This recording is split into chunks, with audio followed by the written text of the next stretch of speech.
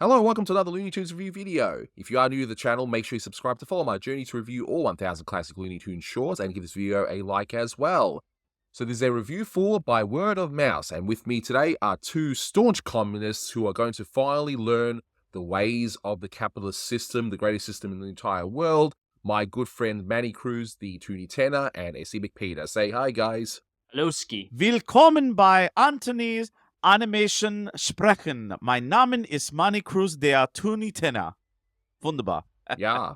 But yeah, a few bits of info to get underway. So as mentioned, this is By Word of Mouse, released on the 2nd of October 1954. It's the 722nd in the series, and it's directed by Friz Freleng. You can find this beautiful restoration on the Looney Tunes Golden Collection Volume 6 DVD set, and there is a high-definition version out there as well. You won't find it on YouTube unless, for whatever reason, Warner Brothers chooses to upload this on their channel. I don't see why they would, but the ball's in their court, in other words, okay? I can't put it here. In case you haven't seen this one, and chances are you probably haven't, it is a little bit more on the obscure side, but you got Hans, who is a mouse from Germany, arrives in America to visit his cousin Willy. Hans wants to know everything there is about the free market capitalist system, and so we learn about the American capitalist system. Yay. Oh, and we got Sylvester. He's in there too. He just shows up. Yeah, that's good, yeah? But we are going to discuss that because I definitely have a bit of a theory on that and why he's included. And it's not a bad thing, but I have a few theories on it. So let's go through some of the trivia because there's quite a bit for this one. So I'll do a few of the quicker ones first. So the title is a play on the saying by word of mouth. That should be apparent, but I want to make sure for the few people that weren't aware. Now you know it's saying by word of mouth. Now, if you look at the credits of this one, you'll notice an animator that is typically in the Chuck Jones unit. It's Ben Washam, and he's credited as an animator here. Now, I assumed at first that because this short features washing machines, that he would be put on it. No, I'm kidding, of course, but there is a reason for it. SC, you've got the reason, I believe, as to why he's on here. You are absolutely correct. This was the first cartoon that was in production when the studio reopened in November of 1954. It was only opened in a very small scale. Freleng, Foster, and Pratt were still there. They hired Jerry Chinicki and Art Davis already back. They hired a Disney guy, Ted Bonnickson, as an animator, who later joined McKimson's unit when he negotiated his way back in. And they also already had Chuck Jones as one of his top guys, Ben Washam. Chuck Jones did not join back until after the winter holiday. But I think that part of the money that was used to open the studio this quickly again, and also to entice some of the guys to come back for this and the other two cartoons that were underwritten by the Foundation, I think they had to rush it through, which also might be why there's Ben Washam already, and also why it was released so quickly, because this was November 1953, and they would have released it just a year later when the others were released in 55, which makes a little bit more sense, but again, they rushed this cartoon through production just to start ahead when the studio first reopened. Yeah, and if you watch the short, you can definitely see that it feels like it was one of those, let's get this out of the door kind of thing. And look, I think it's effective, but we'll definitely go through it. But you might look at this short and go, why is there a short teaching us about the virtues of capitalism? Why does this even exist? And I want to put this into a bit of context for people, okay? So, first of all, this is one of 3 Looney Tunes shorts that was underwritten by the Alfred P. Sloan Foundation, which I've since learned is still around today, funnily enough. The other 2 shorts are Hair Conditioned and Yankee Dooded. So the foundation is an American philanthropic non-profit organization, and it was established by Alfred P. Sloan Jr., who was president and chief executive officer of General Motors, although they're not really associated anymore. And the idea is that they make grants to support original research and broad-based education related to science, technology, and economics. Hence why we're here. So this would have been just a thing of, hey, can we give you money to make this short? And okay, give us money. That's what I think a lot of it is. Again, I think that they were so accepting of this because it got the studio started back a lot quicker.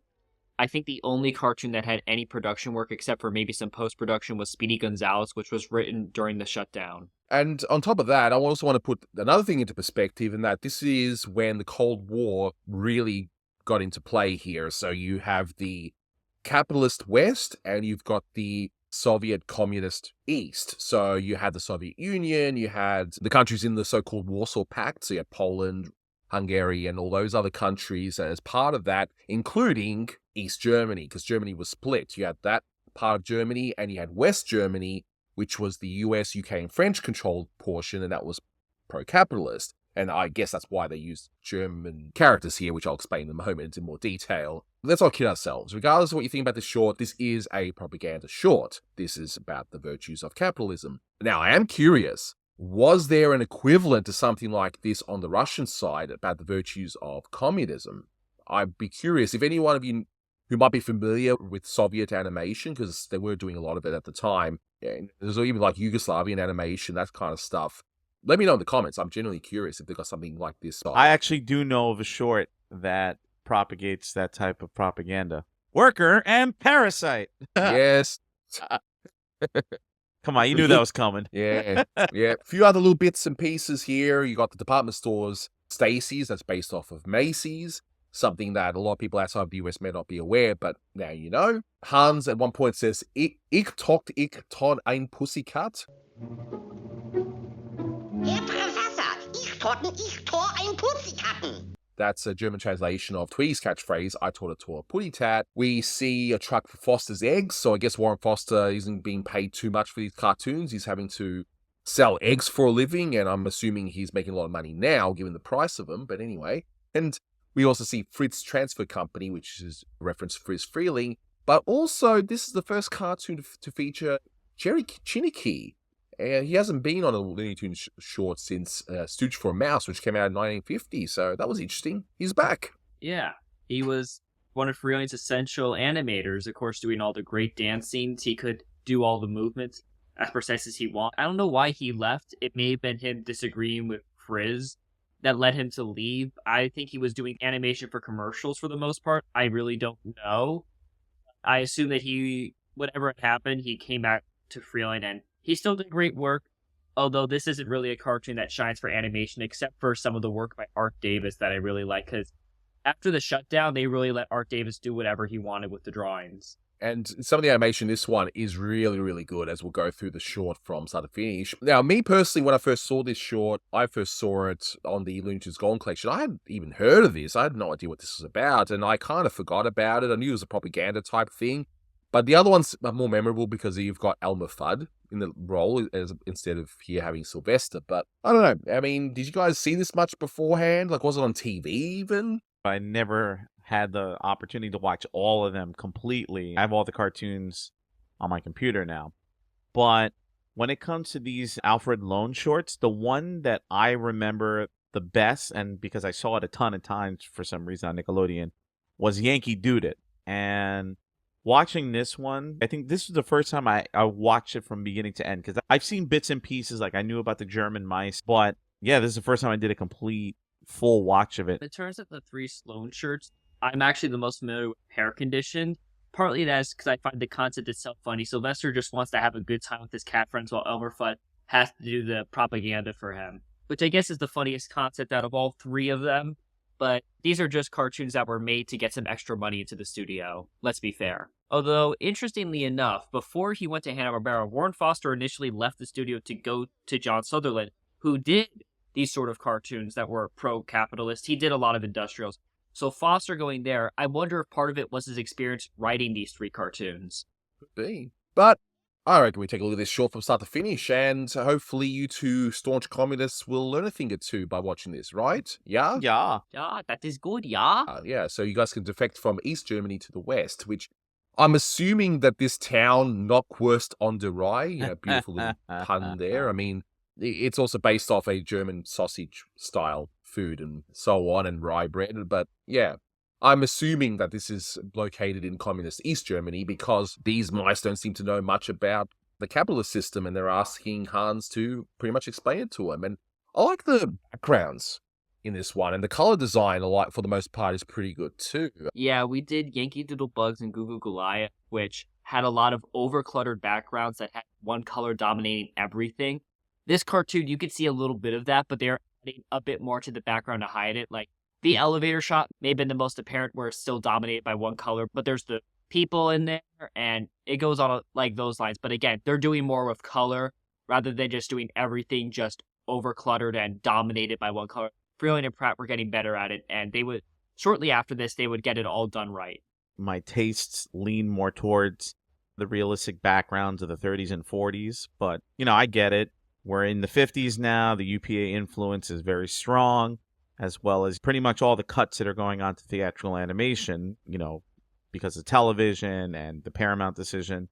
But I will say that I kind of found these backgrounds to be, I thought they were neat. I was actually enjoying the minimalism of them.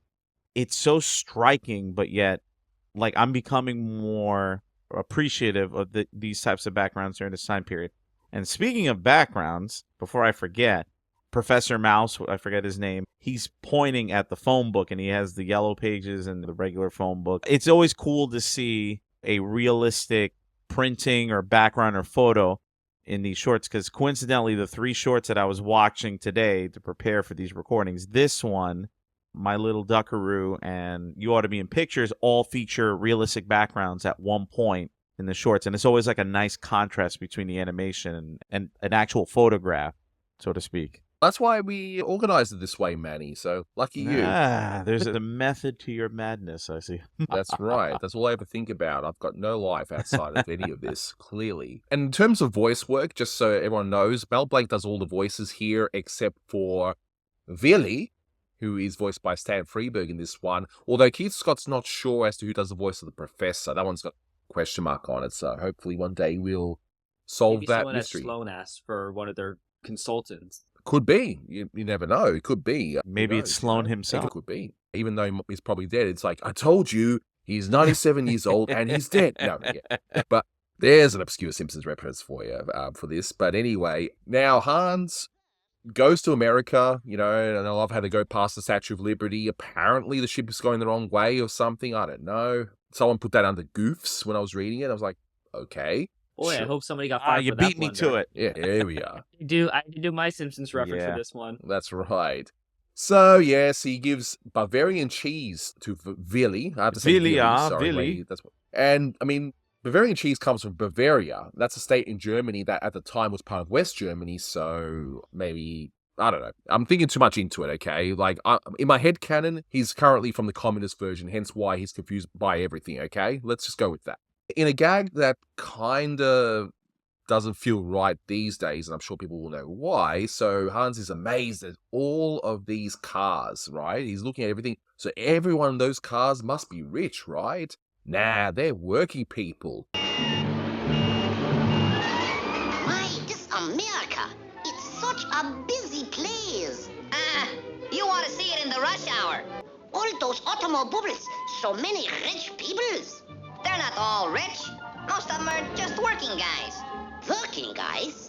With all those new automobiles? They're not all new. Some of them are a few years old. Because we all know working people can easily afford cars. Yeah. But anyway, let's put that aside. And he does mention in a punchline that would have been quaint and funny then, but not funny today. Hey, some of those cars are a few years old. Yeah. Not quite the hard-hitting punchline that would be today, but I'm sure the audiences in the 50s got a kick out of that, right? LOL. Yeah. Yep. Indeed. But at least the cars look nice and the backgrounds and so on. And this one doesn't feel cluttered, even though it's very busy. At least that's how I feel. So we enter where Willy supposedly lives, and that's in this giant department store, which amazes our little German mouse here. So, yep, he's confused about everything. He goes, what convenience? Machines just to wash the poker chips. I love that line. And when clearly it's just displaying the power of this washing machine. But anyway.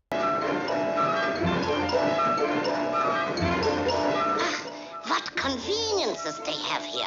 Machines just to wash the poker chips. But how over the top is this propaganda? It's like one machine per customer. Like, that's just to illustrate the huge demand of these products, right? Yeah. Yeah.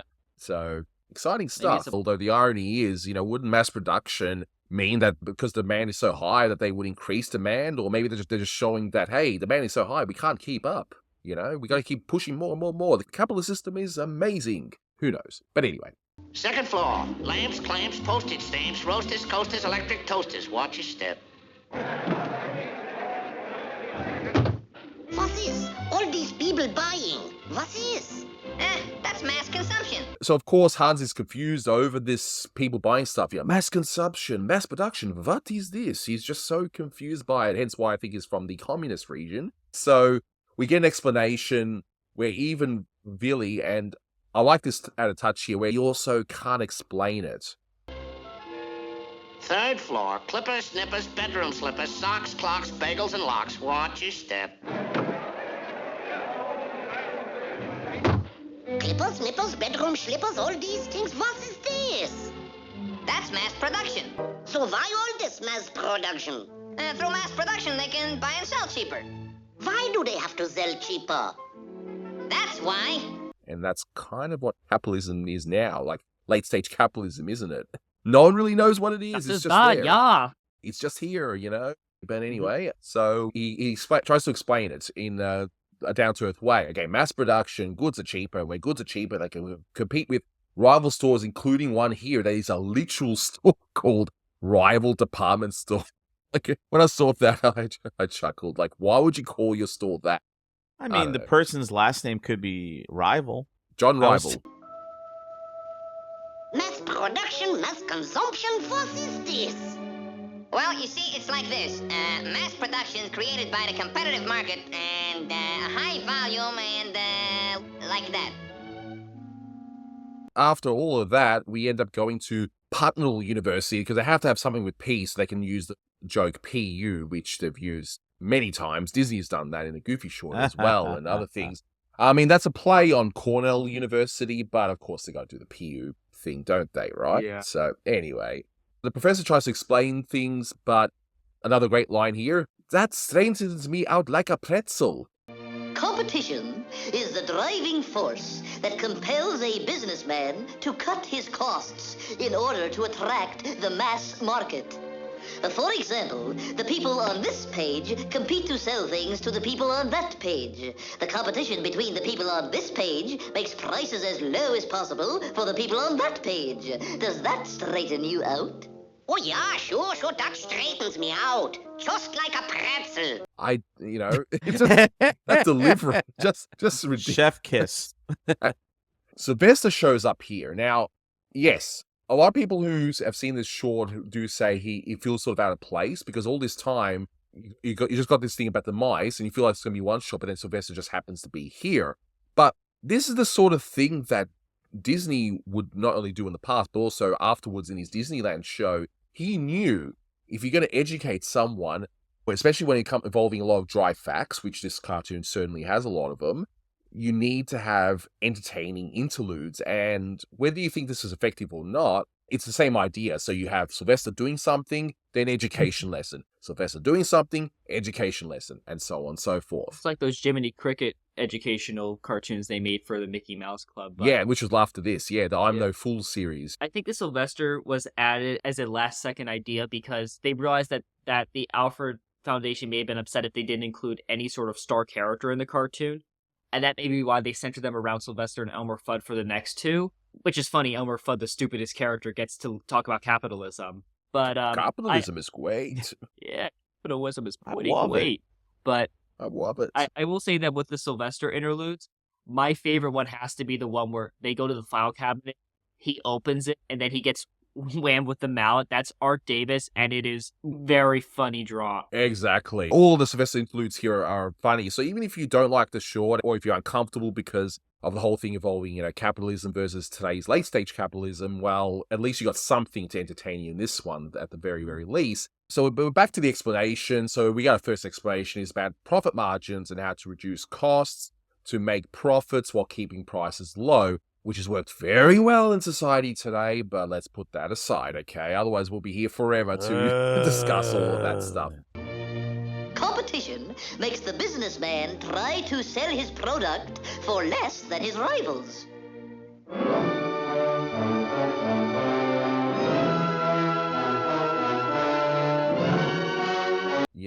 I wanted to mention the television set at the end that they kept like a 21-inch screen. Wow, that's huge. Laughs in 4K 80-inch screen in 2024. But I checked out the good old inflation calendar. A $285 TV in 1954. Now, in 2024, would be $3,344.40. For a 21-inch, yeah, it's awful. To attract customers, a manufacturer must reduce his profit margin on each sale, but he can only go so low. He must then lower his costs. Do you understand? That's our first lesson. And okay, so Sylvester finds him. Now, this gag cracked me up a lot. So he finds him, he burns his whisker, and he goes to the fire thing, break glass in case of fire. So he breaks the glass, but then we quickly pan over to the left and there's a bucket of water anyway. He puts himself out. That cracked me up, the timing of that. Yeah. That's probably the best gag in the cartoon. Yeah. I have to agree. But we're now on to the next lesson. Research and efficiency leads to selling more on low profit items, thus making more profit overall. Now, to continue. By efficiency and research, the manufacturer reduces costs and improves the product. He doesn't make as much on each item, but he sells more items. Which is a lesson that those damn post-capitalist pigs need to learn again. Anyway, enough about ranting. No more ranting. No more ranting. All right, there. Moving on. Unless anyone thinks I'm anti-capitalist, I'm not, okay? I'm anti-late stage capitalist. Separate Don't thing worry, entirely. guys. The worst of this is getting edited out. Welcome to Anthony's anti-late stage capitalism talk. So, once again, Sylvester finds him, and yeah, as you mentioned already, great animation of him getting hit in the head. And as you say, Art Davis going wild there. So, that aside, we go next to another lesson. Let's see if I can keep my blood pressure down. Slim profit and huge volume creates demand for more production, leading to more employment and higher wages. Slim profit and huge volume create the demand for more production, resulting in more employment and higher wages. Sure, until you offshore it. But anyway, nothing entirely. Let's calm down. All right, so now I love how Sylvester then drains the water by drinking it, and that cracked me up for one simple reason. Why did you have to drink it? Just pour it out. Like, what are you doing? Yeah, instead of draining the water, you could drain the swamp. I'm sorry, yeah, but yeah, that was a waste of water, you know. Wow. Ooh, yeah, I went there. Lovely. But anyway, you can just pour the water out, and we are now faced with a problem of mouse consumption, as I guess the lessons are all over, and that water weight animation of Sylvester running, as you say, Manny, chef's kiss. Indeed. Just Wait. that running. Great. It's great Stuff. And of course, as they run away, and this has raised our standard of living amongst the highest in the world. And don't forget, all this has raised our standard of living to the highest level in the world. At the time, yes, unless you were, black. But anyway, let's put that aside. Gee, I'm really firing on all cylinders today, aren't I? But anyway, yes, US at the time really did have amongst the highest standard of living in the world. But part of that is also due to the fact that Europe was still recovering from, I don't know, this little event called, I don't know, you might have heard of it, World War II. Oh, yeah. Maybe you heard of it? I don't know. I don't know. Yeah, History's yeah. not being taught in schools anymore, so how do we know? No, clearly not, no, but maybe that's skewing the numbers a little bit. Nah, of course Nah. not. But the fact was true. It's just not true because of the capitalism. It's a combination of things. There's lots of things to it. So we're back in Germany, but say what you want about this short. Another great bit in this one is like, now you understand about mass production. Mass production? I am living it. And we see all those kids. Great way to end the short. As you say, great stuff. Great stuff. I wonder if this short got shown all around Europe for of course, capitalist propaganda, but I wonder how they would have felt about the foreign mice, because that would have been seen as them in their eyes. And I know that European audiences sometimes did not like American cartoons doing that sort of gag, like Fun and Fancy Free when Donald is tempted to kill the cow. I've been told European audiences in post-world Europe who were very upset at Donald and Goofy's starvation because they felt it was greedy. Never heard of that, but anyway, I'll take your word for that. But while my blood pressure goes down, Manny, did you want to maybe go through some soothing music time? Yeah, it's time for Manny's music time with music trivia for you today. Bum. And for this cartoon, we have musical direction by the one and only Milt Franklin, which is always nice because we always gloat and talk about Carl Stalling, justifiably so. But it's always nice to listen to Milt stuff because Franklin, he was pretty much Carl Stalling's right-hand man since the beginning. But it's nice to see Milt Franklin stretch his wings, so to speak, because this was at that period in the mid-50s where Stalling and Franklin were bouncing back and forth with musical direction, and eventually Stalling retired. Slowly. Retired, what's that word? Yeah, we are on a roll tonight, as in the bread line, because... Anyway, So, let's get to the cues. So, obviously, the cartoon starts with the merry-go-round broke down, the Looney Tunes theme. In the part where you see Hans coming over to the States, as Anthony would say, and you see that very stylized drawing of the Statue of Liberty, in, another rant of mine, in Jersey City, because technically the Statue of Liberty is in New Jersey, not New York, but I digress. But you hear Columbia, the gem of the ocean, as he's coming over to the States. Boat sailed into the harbor to the dock where the passengers got off from.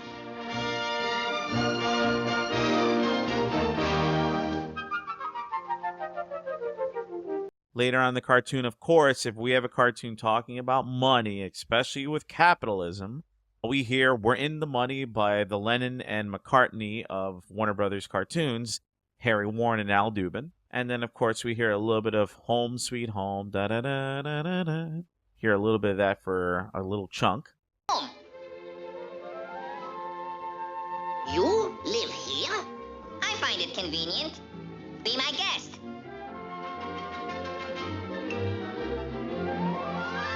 And near the end of the cartoon, nice little patriotic music, we hear God Save the Queen. Excuse me. I meant to say America because God Save the Queen, the British national anthem, and America / My Country 'Tis of Thee, it's literally the same melody. I will say that according to the cue sheet, and this is again something I've said in other commentaries, that I really want to look at the actual physical copies and dig through them.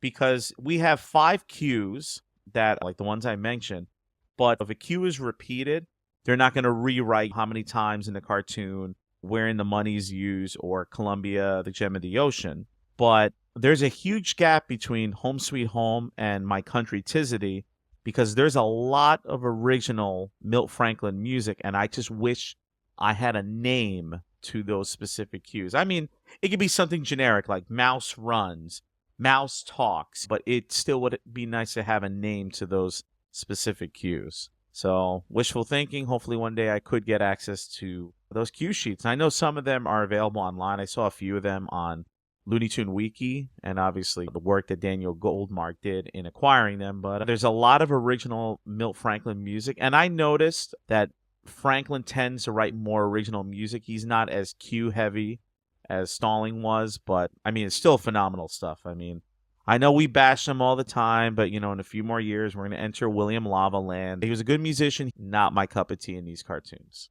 All right, look, with this short, the actual lessons is a very sanitized, straightforward, clean-cut, what it's supposed to be on paper, and none of it's actually wrong. The problem is it's one-sided. It doesn't tell you the negative parts of it at all. It's a propaganda piece, pure and simple. It is what it is, and it was designed to keep people on the side of capitalism versus those evil commies in Soviet Union, right? That's the whole purpose of it, because it's in the Cold War. Thankfully, at least this one is worth watching, both A, as a curio, and B, it does have some entertaining bits, and C, it looks nice. It genuinely has some beautiful background, some nice animation, and look, this one I can't really score high because it's got some good bits in it, but it's just a curiosity. I don't know, 7 out of 10.